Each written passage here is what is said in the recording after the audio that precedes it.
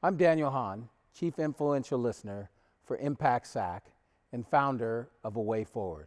Enjoy this trip down history's lane because the only way we can move forward is by knowing our history. So I often hear when I teach classes or facilitate discussions that California is different than other parts of the country, for example, the South. And we don't share some of the history that the South does. But quite frankly, this is just not true.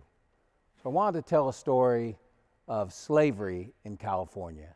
And I think most of us were led to believe that California did not have slavery, but in fact, we did. So Archie Lee was born into slavery in Mississippi in 1840. Archie's slave owner, Charles Stovall, brought Archie to California, specifically Sacramento, in 1857 and began to rent Archie out for wages here in Sacramento. See, numerous black people came to California as slaves during the Gold Rush due to the Fugitive Slave Act.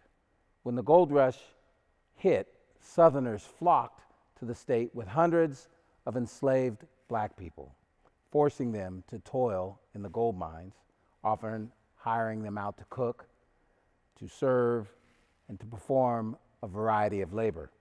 Sometimes fortunes were amassed on the backs of this very free labor.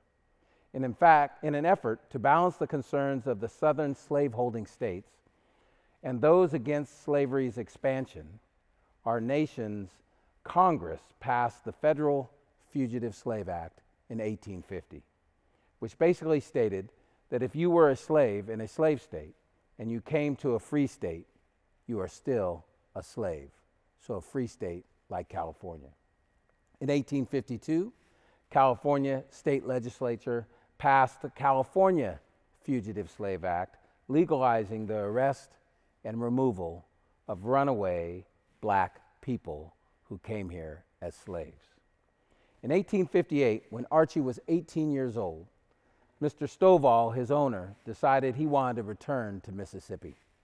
And he loaded Archie up and they traveled to San Francisco, where they planned on getting on a ship and sailing back to Mississippi.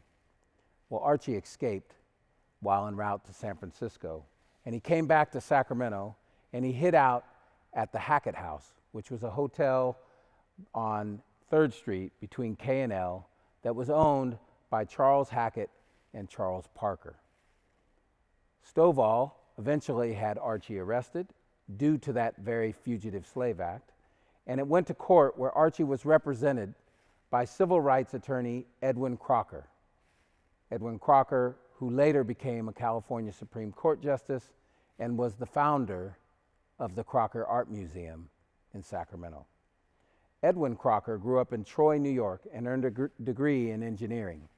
He studied law at South Bend, Indiana, and established a practice and a reputation as a staunch abolitionist.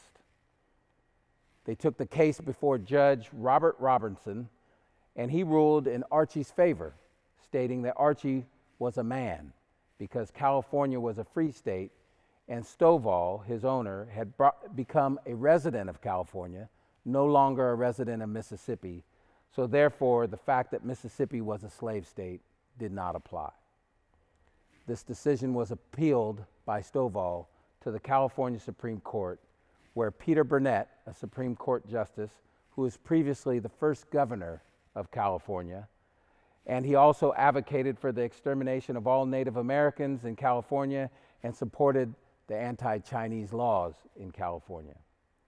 Burnett was also part of the Provisional Government of Oregon Territory prior to coming to California that implemented an exclusionary law prohibiting all black people from existing in the Oregon Territory. They were also, Oregon that is, was also the first state, the only state in the United States to enter the Union with an exclusionary law that banned all black people from the state of Oregon. Justice Burnett authored the decision against Archie and ruled that Archie was still Stovall's property. In 1858, Supreme Court Justice Burnett wrote that even though California was a free state, Stovall's experience inexperience, and poor health warranted an exception, and he was allowed to leave California with Archie as his property. See, Peter Burnett, the Supreme Court justice that wrote that ruling, was born in Nashville, Tennessee, and raised in rural Missouri. He was raised by a family of slave owners and later owned 2 of his own slaves. Burnett was California's first governor, proposed the exclusionary law in California also when he was governor, but was defeated by the state legislature.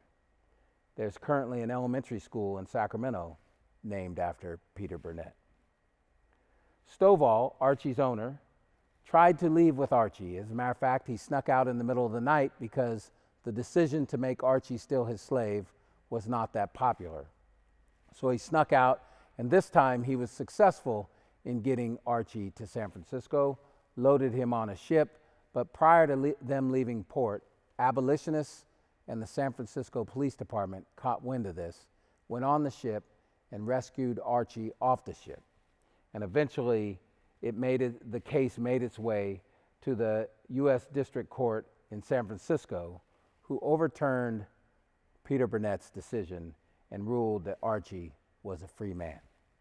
Archie eventually moved to Canada and passed away in 1873. This is a story of how discrimination, racism, and bias played a significant role in California and cities like Sacramento. It is also a story of how coming together can change not only one individual's circumstance, such as Archie's, but the circumstances of our community, our city, and our country. From the dedication to what's right by Edwin Crocker, to the support Archie Lee received from Charles Hackett and Charles Parker in the form of protection and safety, and to the abolitionists and the police department in San Francisco to persevere and rescue Archie to eventually get him to court and be ruled a free man. Together, we can change the world for the better, and knowing our history is the starting point to that change.